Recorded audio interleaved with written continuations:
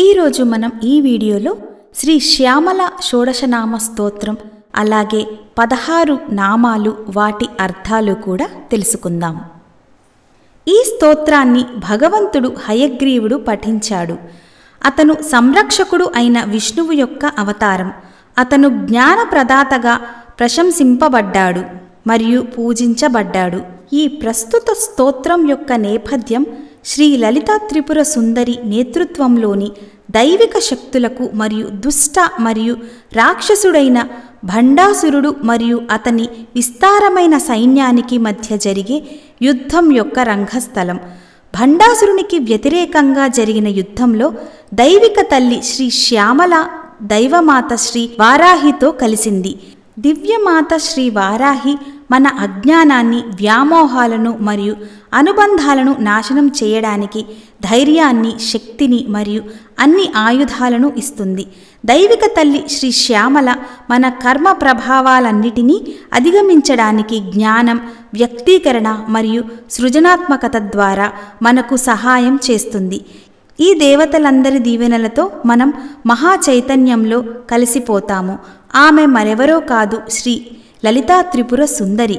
చేసే యుద్ధం మన స్వంత అంతర్గత పోరాటం మరియు సత్యాన్ని గ్రహించడం మరియు స్వీయ సాక్షాత్కారం పొందటం, చివరకు విముక్తి పొందటం. హయగ్రీవ ఉవాచ తాం తుష్టువుః షోడశభిర్నామభిర్నాకవాసినః తాని షోడశ నామాని శృణు కుంభ సముద్భవ సంగీతయోగిని శ్యామా శ్యామలా మంత్రనాయికా మంత్రిణీ సచివేశీ చ ప్రధానేశీ శుకప్రియా వీణావతీ వైణికీ చ ముద్రిణీ ప్రియకప్రియా నీపప్రియా కదంబేశీ కదంబవనవాసినీ సదా మదా చ నామాని షోడశైతాని కుంభజ ఏతైర్యః సచివేశానీం సకృస్తౌతి శరీరవాన్ తస్య త్రైలోక్యముఖిలం హస్తే తిష్టత్య సంశయం. ఇతి శ్రీ బ్రహ్మాండ పురాణే లలితోపాఖ్యానే శ్రీ శ్యామలా షోడశనామ స్తోత్రం. ఇప్పుడు మనం శ్యామల షోడశనామాలు అయిన ఆ 16 నామాలను తెలుసుకుందాం.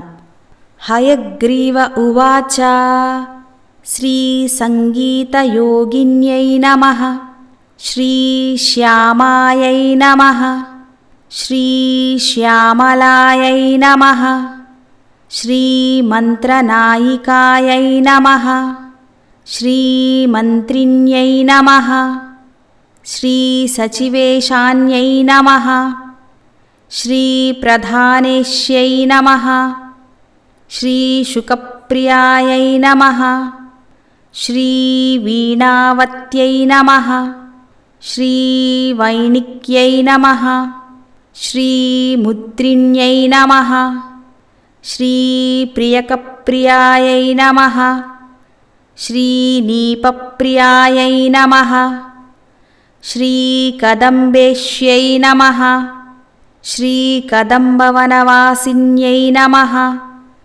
శ్రీ సదామదాయై నమః. ఇప్పుడు మనం 16 నామాలు వాటి అర్థాలు తెలుసుకుందాం.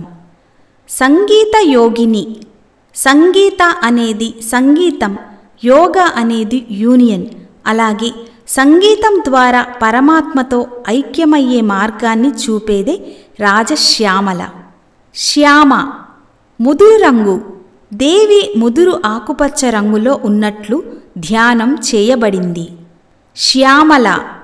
ఇక్కడ మనం ఈ ప్రపంచంలోని అన్ని చీకటి రంగుల వస్తువులలో అంటే వర్షం కురిపించే మేఘాలు మొదలైన వాటిలో దేవి ఉన్నట్లు ధ్యానం చేయమని నిర్దేశించబడ్డాయి.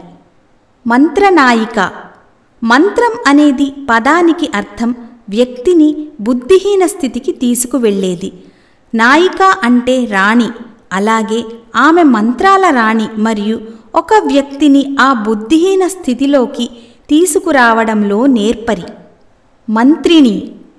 శ్రీ లలితాంబిక ప్రధాన మంత్రి. సచివేశాని.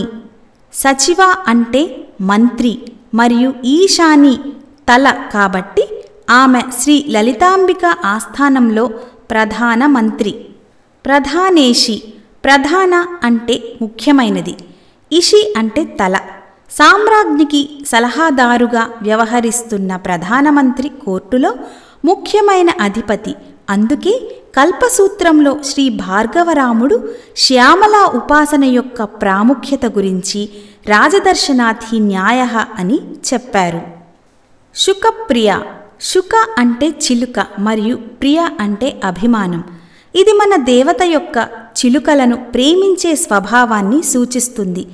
చిలుక వేదాలు అన్ని కళలను సూచిస్తుంది. ఇవి విన్న వాటిని పునరావృత్తం చేస్తుంది. కాబట్టి ఈ దేవత అన్ని కళారూపాలకు రాణి అని మనం నిర్ధారించవచ్చు. కఠిన పదాది రహస్య సంకేతం నుండి మనం శుక 5 మరియు 1 అని కనుగొన్నాము. దీని ఫలితంగా 15 వస్తుంది. ఇది శ్రీ లలితాంబికను సూచిస్తుంది. శ్యామల శ్రీ లలితచే ఆరాధింపబడినది కాబట్టి ఈ పేరు ఈ విధంగా అన్వయించబడింది. వీణావతి, శ్యామల ఒక వీణ, తీగతో కూడిన సంగీత వాయిద్యం పట్టుకొని ధ్యానం చేయబడింది. వీణ వెన్నుపాము మరియు దానిలోని సుషుమ్న మార్గాన్ని కూడా సూచిస్తుంది. శ్యామల అన్ని అధార చక్రాల దేవి. వైణికి, వీణ వాయించడంలో ఆమె నైపుణ్యం ఇక్కడ నొక్కి చెప్పబడింది. ఇది నాదానుసంధానానికి సంబంధించినది, అంటే ధ్వనిపై ధ్యానం సూచిస్తుంది. ముద్రిణి, ముద్ర అనేది రాచరిక అధికారం యొక్క ఉంగరం. ఆమె తన ప్రధానమంత్రికి తన రాచరిక అధికారాన్ని అప్పగించింది అని చెప్పింది. శ్యామల లలితా సామ్రాజ్యాన్ని పరిపాలిస్తుంది. అది ఆమెకు శ్రీ లలితాంబిక ద్వారా ఇవ్వబడిన రాచరికపు అధికార చిహ్నాన్ని కలిగి ఉంది. ఆనందాన్ని కలిగించే అన్ని సంజ్ఞలను ముద్ర అని పిలుస్తారు. ఇది దేవి దివ్య ఆనందం యొక్క స్వరూపిణి అని కూడా సూచిస్తుంది. ప్రియక ప్రియ, ఆమెకు ప్రియక పుష్పం అంటే చాలా ఇష్టం. నీప ప్రియ, ఆమెకు నీపా పువ్వు అంటే చాలా ఇష్టం. శ్యామల యొక్క ధ్యాన శ్లోకంలో ఆమె అల్లిన జుట్టులో నిప పువ్వులు ఉన్నట్టు మనకు కనిపిస్తుంది. కదంబళి, కదంబ ఒక ప్రత్యేక చెట్టు. ఇషి, రాణి, ఆమె కదంబ వృక్షానికి రాణి. కదంబ వనవాసిని, ఆమె కదంబ చెట్ల అడవిలో నివసిస్తుంది.